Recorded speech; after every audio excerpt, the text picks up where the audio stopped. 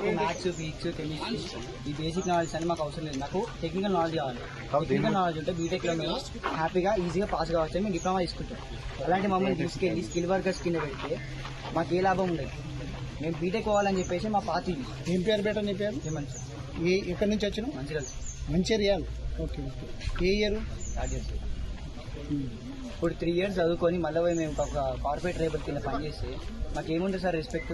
రేపటి నాడు మా మమ్మీ డాడీ మాకు ఇంత చదివించి మాకు ఏం లాభం సార్? మమ్మల్ని ఒక్కొక్కరు రాత్రి 10-11 ఏదాకా మా అమ్మ నాన్న వాళ్ళు ఇంటికాడ పనిచేసి మమ్మల్ని 8 రోజులు చదివిస్తే మళ్ళీ మాకు ఎంత వేస్ట్ చేస్తే మళ్ళీ మేము మళ్ళీ ఇంటర్ దగ్గర 2 సంవత్సరాలు చదువుకొని మళ్ళీ ఎంసెట్ రాసి ఎంసెట్తో మళ్ళీ అప్పుడు చేసుకోవాలి.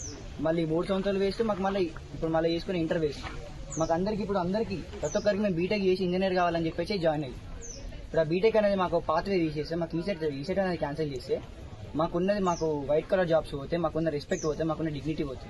3 సంవత్సరాలు మేము చదువుకున్న వేస్ట్ అయిపోతుంది. అట్లా ఐటీఐ వాళ్ళు తక్కువ అంటలేము, కాకేషన్ వాళ్ళు తక్కువ అంటలేము. ఎవరి స్కిల్స్ లో వాళ్ళు బెస్ట్. ఇప్పుడు మా స్కిల్ ఒక దగ్గరికి తీసుకొచ్చేస్తుందా? శక్తి స్కీమ్ మొత్తం మనకి ఏమైతే స్కిల్ ఎడ్యుకేషన్ మొత్తం ఒక సైడ్ చేస్తుంది.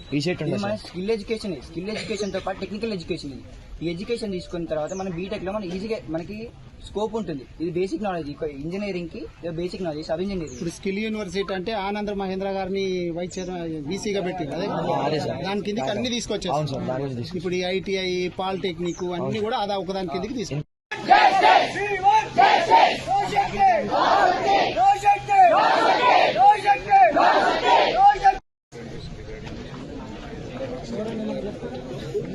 ఇంప్లిమెంట్ చేయడం వల్ల మమ్మల్ని ప్రైవేట్ కార్పొరేట్ లేబర్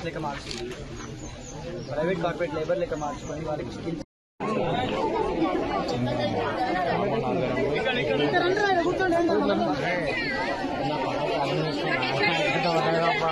పాలిటెక్నిక్ వాళ్ళు.